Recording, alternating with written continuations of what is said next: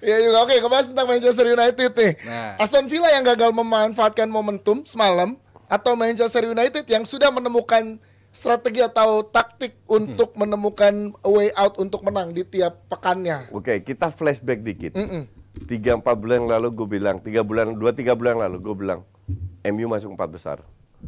Alhasil apa? Gue dibully sama fans MU, pengacara Ten Hag, bla bla bla. Kenapa gue berani bilang begitu? Karena pemain pentingnya itu cedera semua. Dan ini balik, baru 3 yang Casemiro, Martinez, Luke Shaw. Walaupun Martinez cedera lagi ya kemarin. Ini balik lagi.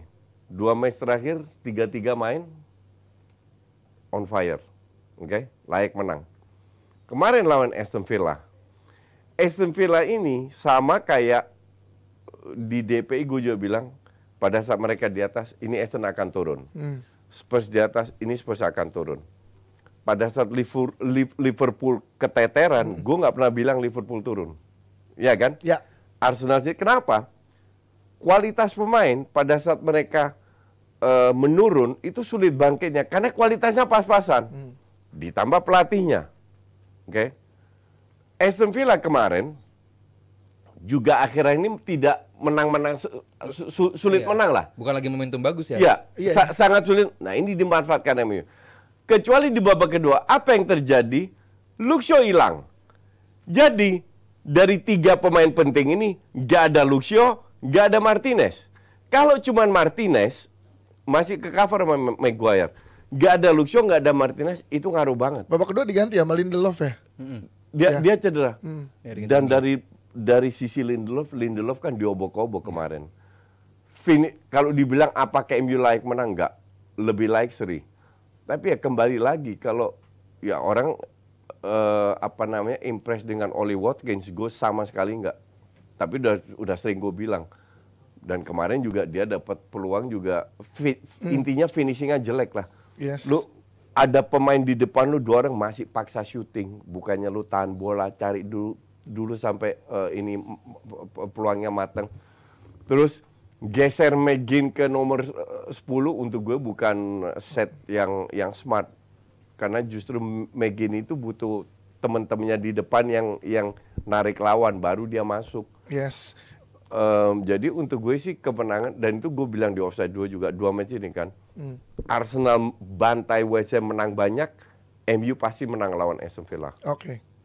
Lah kemarin golnya itu dimaksud gue di saat Douglas Luiz golin, kan angin lagi ke Aston Villa tuh kemarin. Iya. Di beberapa menit setelah gol itu gitu. Nah itu kan yang nggak bisa dimanfaatin sama Aston Villa maksud gue. Ini sepak bola ya gini. Lu nggak perlu bikin 10 peluang, ya. tapi lu bisa manfaatin 1 peluang dan lu bikin lu jadi 3 poin. Itu case close sebenarnya. Yes. Soal nanti kita bahas ini pertandingannya jelek, MU nggak layak menang, harusnya MU kalah atau seri, itu kita bisa bahas.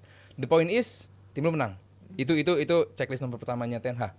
Secara permainan, jauh bagusan Villa kemana-mana. Semalam ya pertandingan itu ya. Buat gua, kalau lu fans MU, lu punya duit, lu beli jersinya Kobe Mainoo. Dari sekarang. Dari sekarang. Ini orang gila. Buat gua layak dari timnas Inggris, gua layak banget dia. Karena ini benar-benar di semudah itu. Gantiin Rice dong. Rice sama Mainoo justru. Rice sama Mainoo. Kan ada Bellingham. Bellingham maju ke depan dikit. Jordan Henderson nggak perlu. Apa namanya? Emang iya sih. Casemiro kemarin dia balik lagi ke MU, cuman kelihatan dia udah kalah step 2 lari. Fisik juga kelihatan dia bukan lagi Casemiro yang di awal musim atau musim lalu. Terus lini tengah benar-benar dibaca dengan baik oleh si Kobe Mainoo. Pada akhirnya dia pakai sayap. Saat si Aston Villa masukin Bailey si Diaby dan bermain sama si Bailey di kanan, ngancurin si Lindelof. Sebenarnya itu Villa ada momen diganti si Bailey, jadi Diaby sendiri itu ya langsung drop. Bailey juga jelek. Tapi paling enggak lu ngajak dari sebelah situ lu bisa crossing ke tengah. Cuman ya ini Premier League dan saat lu, dan ini MU juga, sejelek-jeleknya MU, it's still one of the biggest club in UK gitu, dan gua gak ngerti Douglas Luiz selebrasi gitu, itu pasti memantik sedikit sesuatu bagi MU, dan itu benar-benar dibayar mahal oleh Aston Villa karena secara permainan tadi Abel udah ngasih statistiknya juga cukup oke sebenarnya. Aston Villa ini bermain di kandang dalam kondisi yang dia banyak main cedera gitu. Kalau saya di belakang cedera, terus juga si Iya juga cedera, artinya Buendia juga cedera. Artinya bahwa ini tim memang lagi banyak yang cedera juga. Cuman lu harusnya bisa memanfaatkan sekecil apapun momen menghadapi United. Kenapa momen ini harus dimanfaatin? Karena ini kompetitor lu untuk 4 besar. Iya. Tapi gue bilang di babak pertama United bagus. Babak kedua Coach. Babak kedua Aston Villa mengungguli. Gue setuju banyak peluang. Cuman jangan lupa juga Onana gila. Itu penting. Apa yang membuat Onana katanya setelah pulang dari Afrika udah ngambil jimatel balik nih. Ketinggalan. Iya, ketinggalan kemarin. Kan ada gini ya, pemain kayak Højlund 14 match gak cetak gol, tiba-tiba 5 match golin terus 5 gol, 5 match. Jadi dia butuh waktu untuk adaptasi. Feeling gue Onana juga begitu. Jadi dia butuh waktu. Onana memang udah gue sering bilang juga refleksnya luar biasa dan kemarin terbukti refleksnya. Beberapa kali refleks. Ya kalau untuk shot stopping emang Onana nggak ada masalah sih dari awal musim. Blunder itu kan yang kita blunder sama bola atas. Blunder sama bola atas itu yang selalu menjadi momok bagi Onana, dan kemarin buat gue depan gawang masih bisa nepis kena tangan. Buat gue Onana kemarin sangat amat luar biasa bagus karena emang kemarin Varane sama Maguire juga beberapa kali ada celahnya gitu, dan itu kalau bukan Onana mungkin gue nggak ngerti, mungkin kebobolan lebih ya. Yes. Coach, gue menarik dengan tadi Onana dan Højlund ya, dengan ada nggak golin untuk striker dan juga beberapa blunder di beberapa pertandingan, dan sekarang menunjukkan kalau mereka nih layak golin terus Højlund, terus Onana ngasih save yang penting gitu. Apa yang dilakukan Ten Hag sebenarnya di belakang menurut lo? Nggak ada. Ten Hag hanya menunggu bahwa pemain ini penting. Lu kalau sebagai pemain ya, mantan pemain, lu masuk lapangan, gue di belakang ada Varane sama Martinez, gue ada Onana, gue ada Luke Shaw aman. Lu akan beban lu akan berkurang. Kalau lu bilang anjing pemain gue Evans sama Maguire yang keper juga, atau sama Lindelof, terus di kiri Dalot bukan nama AWB, secara otomatis percaya diri lu udah menurun. Maka dari itu kembali lagi 3 pemain ini penting. Sekarang Luke Shaw gue nggak tahu cedera separah apa, Martinez sebulan. Nah, selama ini mereka harus survive. Tapi 3 pemain depan ini kan lagi dapat, walaupun Garnacho katro kemarin. Buang peluang. Tapi beberapa pekan oke sih Garnacho. Beberapa pekan oke. Gue harus akuin oke Garnacho. Rashford hancur-hancuran. Itu yang bikin rusak. Itu benar-benar parah banget Rashford. Kehilangan bola nggak fight, Garnacho minimal masih fight. Ngerti nggak? Kelebihan Garnacho bukan skill one atau enggak. Kelebihannya dia bisa cetak gol dan etos kerjanya tinggi. Nah Rashford etos kerjanya pun bapuk. Nah akhirnya digantikan. Dan McTominay kita tahu kuat dengan bola atas. Emang ini orang kekuatan di situ. Ya, kekuatannya jadi super sub aja, ngerti nggak? Cuman kan nggak, ya kita lihat berapa kali dia jadi starter, hancur-hancuran mainnya. Nah, ini kan sebuah proses di mana ya gue yakin berapa bulan yang lalu bahwa MU masuk 4 besar, masih jauh. Tapi kan gue lihat lawannya seperti apa. Lawannya Spurs kemarin itu benar-benar dapat hokinya, gue rasa setahun habis itu. 90 plus 4 ya. Detik terakhir lewat counter, Brighton lebih bagus kemarin mainnya. Oke. That's football. Oke. Mereka agak beruntung ya, dan nggak selalu beruntung kan. Gue lihat kompetitornya kan lebih ke Spurs sama Aston Villa. Brighton lebih menurun lah. Nah, ini bisa dilangkain sama MU.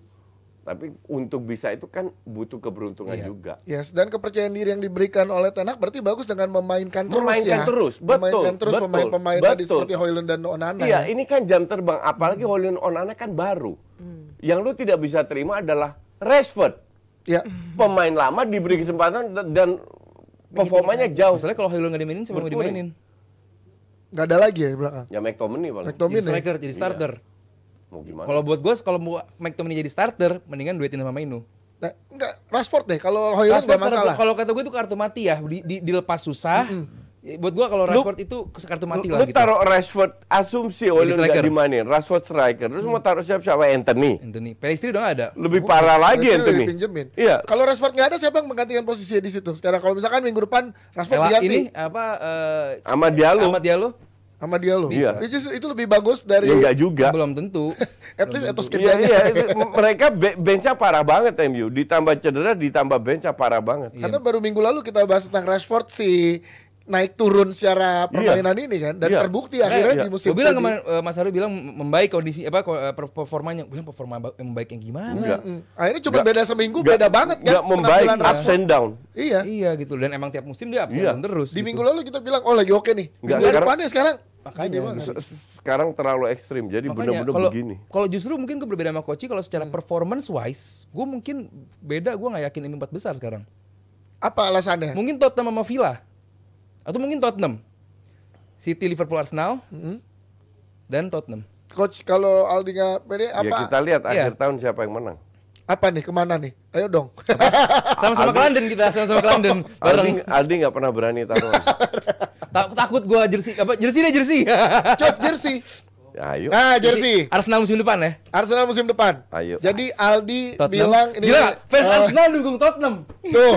Jadi Aldi Tottenham fans di mana Anda berada. Ayo semangat. Nggak, biar fair taruhnya satu klub ya. Iya. Jadi lu bilang Tottenham, gue bilang MU. Yang di 4 besar. Kalau seandainya Aston Villa yang lolos nggak ada yang nggak ada yang menang.